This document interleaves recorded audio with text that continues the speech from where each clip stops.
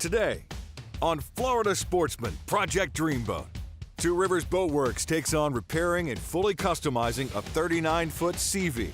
This is a very important boat to us because it's actually the boat that started this business. And George Labonte joins Dreamboat owner Angelo Genovese aboard his custom-built Conchfish 16. These guys are starting from plans and building a boat, a one-off boat, from start to finish, all by themselves, going with a plan. All coming up on Florida Sportsman Project Dreamboat. Join us as we follow one-off builds to all-out restorations in Stuart, Florida's Dreamboat District, home to some of the best custom boat builders in the world. From modest to over-the-top, industry experts from the district's premier facilities show how it's done. Fiberglass repair, custom paintwork, engine rigging, electronics installations, and more. And boating editor George Labonte shares the stories of boaters who have already turned their dreams into reality. This is Florida Sportsman Project Dreamboat. So today at Two Rivers Boatworks, I'm going to discuss our SeaVee 390Z. This is a very important boat to us because it's actually the boat that started this business. A little background on myself: I'm a South African and I have a unique story on how I got here. I got on my partner's catamaran in Mauritius, small island in the middle of the Indian Ocean, and basically spent about a year sailing to Stuart, Florida, where Kristen, my partner, was from. So what happened when I arrived in the States? I needed something to do. I had a boating business in South Africa, and the funny thing was that I used to watch this show in South Africa, because in South Africa we don't have all these beautiful center consoles that we have in the States. And you know, my friends and I would get together for a braai, you guys call it a barbecue, and we would discuss and we would watch this show that I'm on, and we used to dream about having these boats. So we thought of various options, but we eventually settled on, well, we were going to buy a boat, fix it up and flip it. So we set a mission of finding a boat that didn't need too much work and wasn't horribly damaged, that we could fix up and bring back to better than new condition. So what happens, my partner Kristen and I found the SeaVee 390Z. We still paid a lot of money for it, but we bought this boat, and the idea was that we would take it home, work on it, fix it up and flip it. But after we bought the boat, we realized that, well, crikey, we don't have the space to put this boat in our driveway because it would fill our whole driveway. So we thought, well, we're probably going to need some space to fix this boat up, so we found our first premises. It just so happened that, well, that's how this business developed. But as business happens, we kind of fixed one or two other boats that were a quicker fix and we could move on. And then we started getting customer boats. So what happened is the SeaVee kind of got put on the back burner. So when we got the SeaVee, from what we can figure, is the boat was on her lift. We had just had Irma. The boat filled up with water, overloaded her lift, and actually broke her lift, and she fell onto her side. The boat was not in terribly bad condition. There's a little bit of gunnel damage.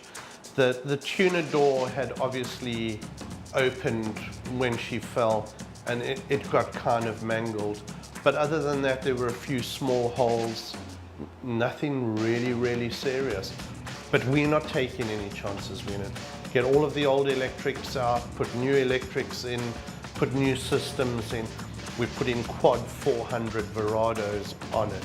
So essentially it's a 2014 hull with very low hours on it that's going to get a complete remake. This is going to be an amazing boat. It's almost going to be my dream boat. But at the same time as it being my dream boat, I'm going to flip the boat too.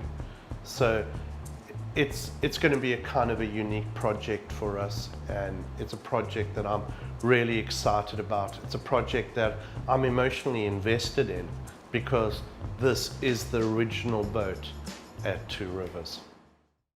When we return, FS Boating editor George Labonte joins Dreamboat owner Angelo Genovese aboard his custom-built Conchfish 16 in this week's One Man's Dreamboat segment. This segment brought to you by Bennett, superior by design.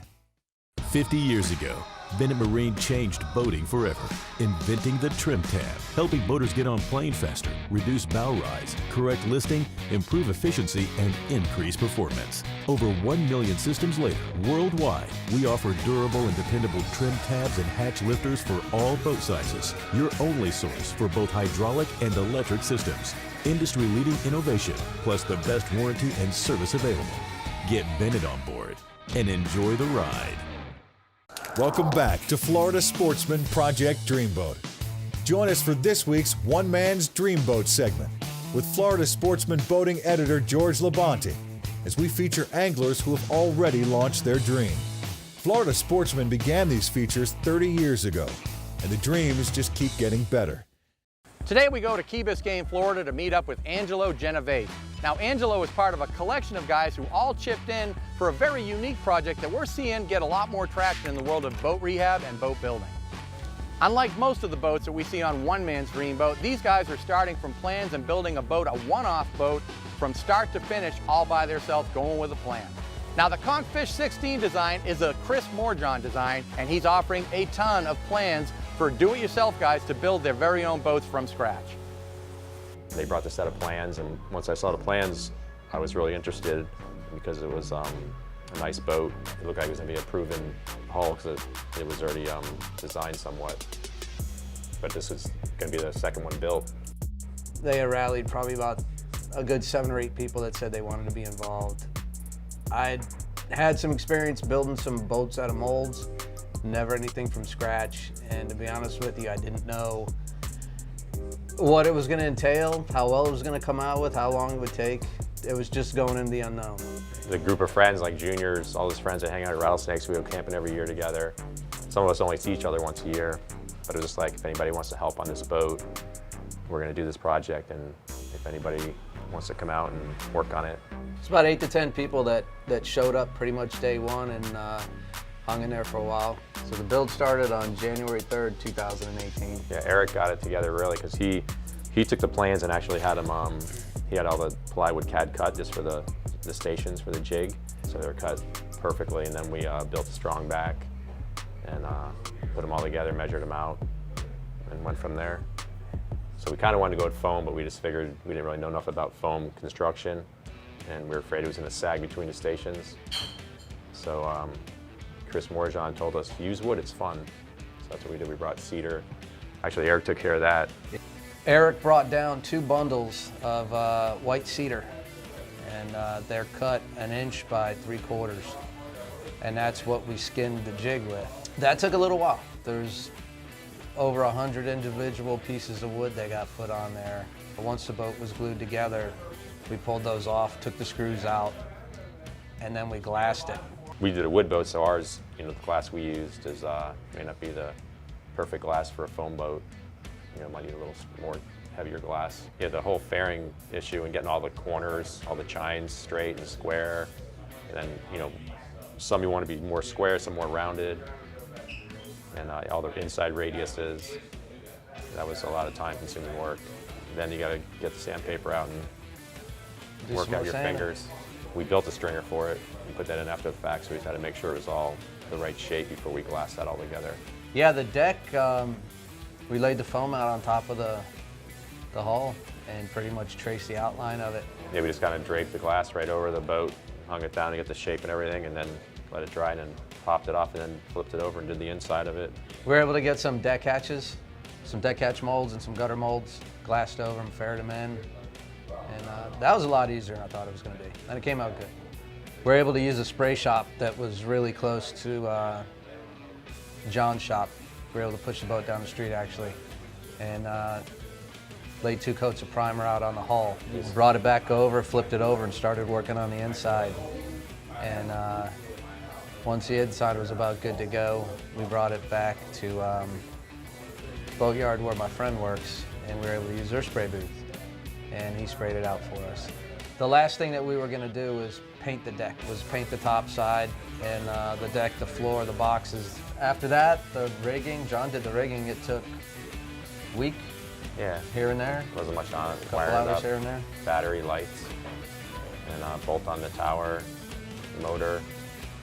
We're still trying to figure out where we want to run the motor and what level, and figuring out props.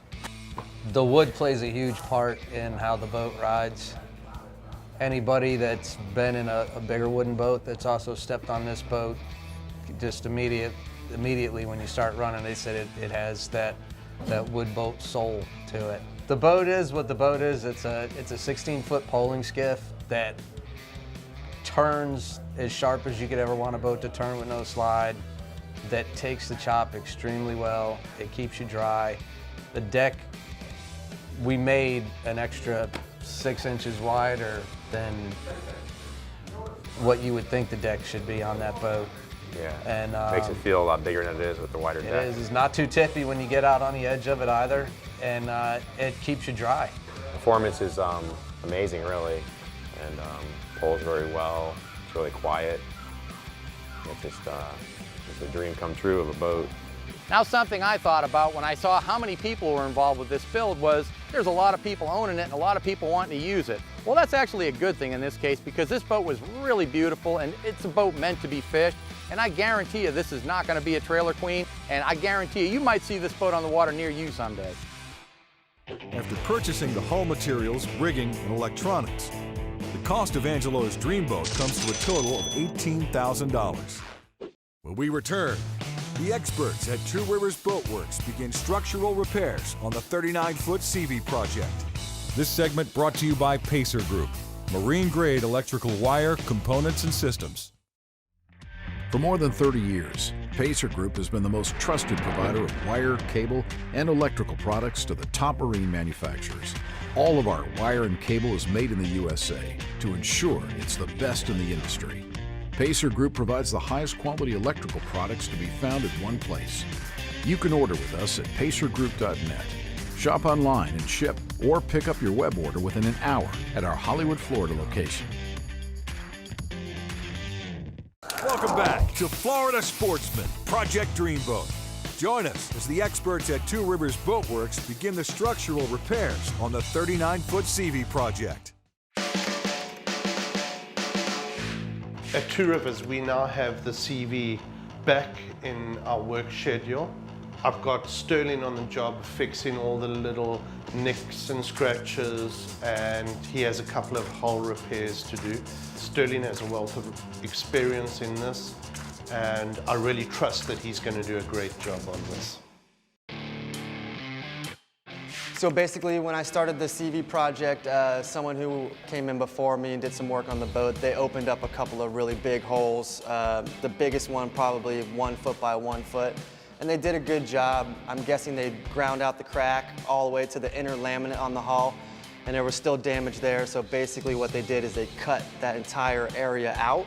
Now once that entire area is cut out, you want to basically taper that in so you have a flange to put material up against.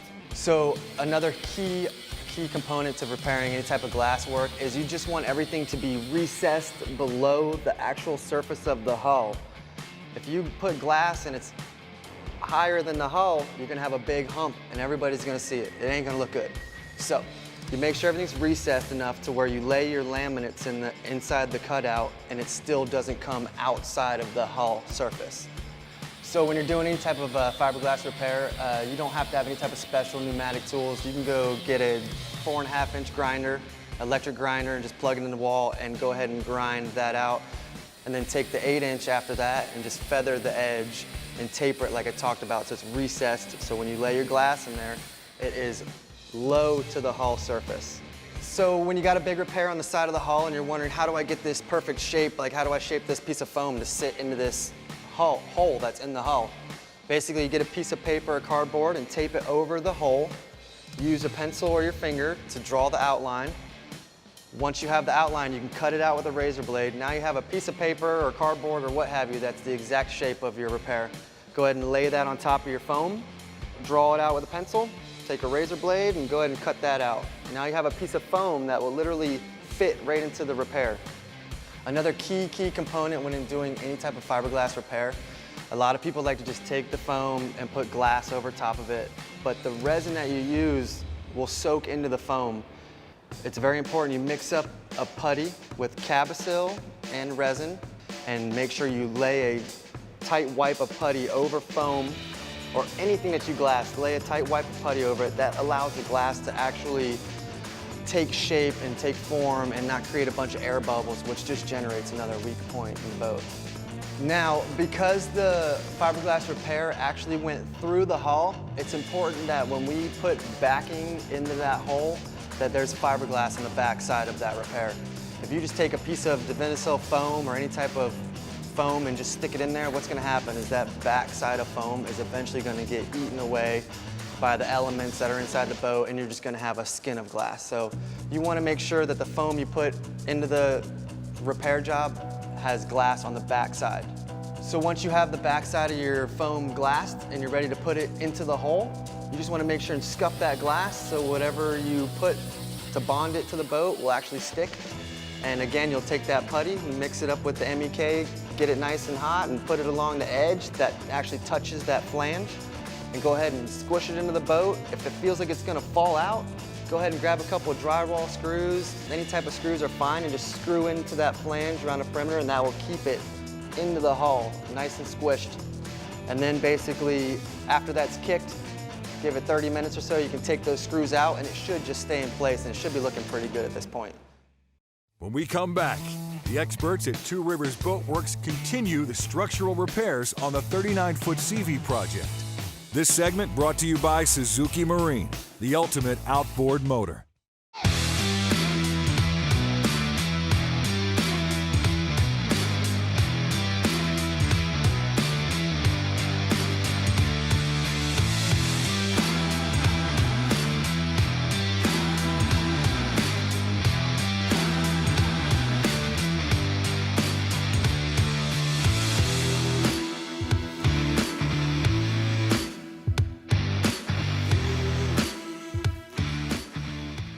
Welcome back to Florida Sportsman, Project Dreamboat. Join us as the experts at Two Rivers Boatworks strive for perfection as they make fiberglass repairs on the 39-foot SeaVee project. So now that your foam's backed with glass and it's in the hole that you want to repair, and you pulled your screws and you feathered the foam in and everything's a little bit recessed to the outside of the hull, you're going to be ready to basically put your laminates down and get this thing as strong as can be.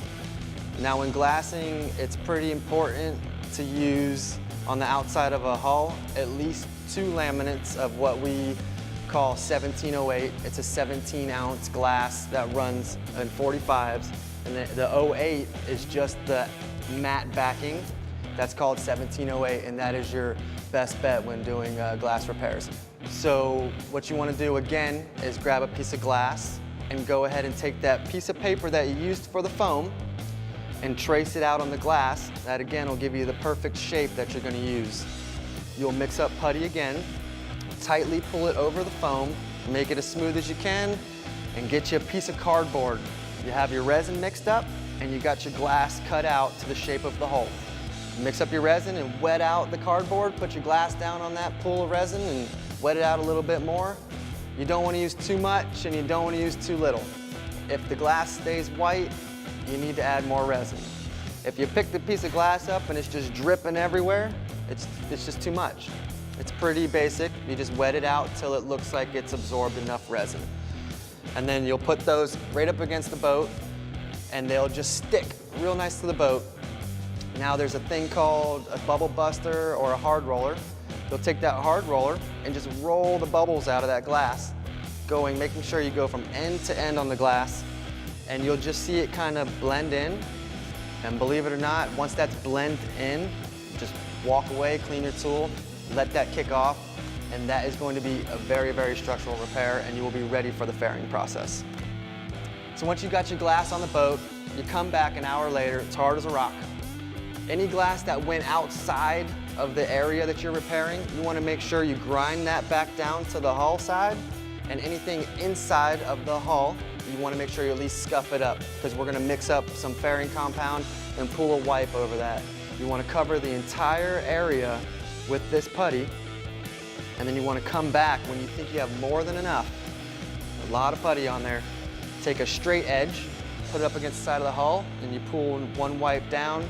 If you look at it and it just looks really messy and you still got time with your putty, feel free to put a little bit more on in the low spots that may not have gotten coverage, and go ahead and pull up and or pull down again. So you come back to the boat, and after your first wipe and everything's dried, the first thing you want to do is get what we call guide coat. It's basically a flat black spray paint, trace over it. We call it tracer. You just spray paint over the entire area, even outside of it. What this does, it allows you to see what's high and what's low. This time we're not going to use an 8-inch grinder or any type of electrical power, air-powered tools. We're going to go straight to caveman style and use what we call a block. And you're going to start from one side to the other, just kind of how you read a book. And on 45-degree angles, you just want to start stroking this with, I would say, 60 grit to start, because you're going to have a lot of stuff to knock down, and you're just going to put some power into it, and you're going to block it on a 45 to the right, and then you're basically going to follow up that with a 45 to the left. And why they do that is because the scratches that go to the right will stay there unless you come back and knock them out the other way.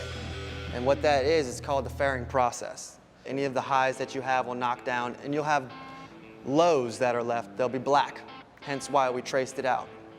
Those lows now need to be filled, so you'll do the same process we did in the first wipe, and go ahead and do the same thing, pull over all those black areas that seem to have not filled, and that should really fill in like 80 to 85% of all your lows. Come back again with that tracer, same deal, just trace over the area. After going over this area a few times, you will see all of your putty start to blend, and you'll just see nothing but that area that was damaged come out into play, and that's what you want to see. When you have a perfectly smooth surface, you have confidence that when you go and spray over this repair, you're not going to see it. And that's the huge feat that you're trying to basically just overcome. So I'm really blown away with the job that Sterling and his crew did. I found that I ran my hand over the job, and it is actually perfect. I can't feel a high spot or a low spot, and it runs true to the rest of the hull. I'm really impressed with Sterling and his crew on what they've been able to achieve on this boat. They're doing a fantastic job, and I'm really very, very proud of all of them. Next week on Florida Sportsman, Project Dreamboat, the team at Wildfire Marine continues the transformation on the 23-foot Seacraft restoration. The experts at Rivers Boatworks perform the final paintwork on the 27 Stewart. George Labonte joins Dreamboat owner Mike Clark aboard his fully restored 20-foot Mako. And Birdsall Marine fabricates the custom top for Corey's 23-foot Seacraft.